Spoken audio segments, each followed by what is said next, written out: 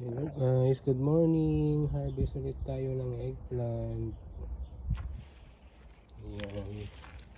Kasi ito guys, malalaki na sila, pwede nang i-harvest. Ayan.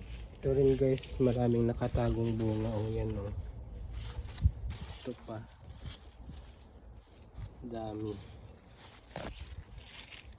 Kahit sa pinakadulo guys, meron. Nakasayad sila sa lupa. Ito pa. Ayan.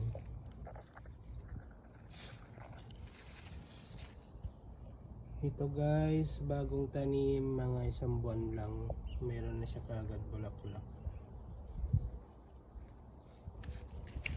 Ito pa guys, bagong bili lang yan, pero may bulak-bulak na. Ready na siyang ilipat sa garden bed.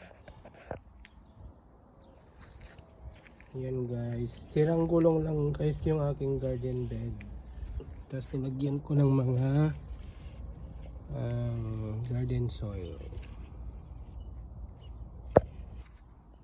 Yan na, mag-harvest na tayo.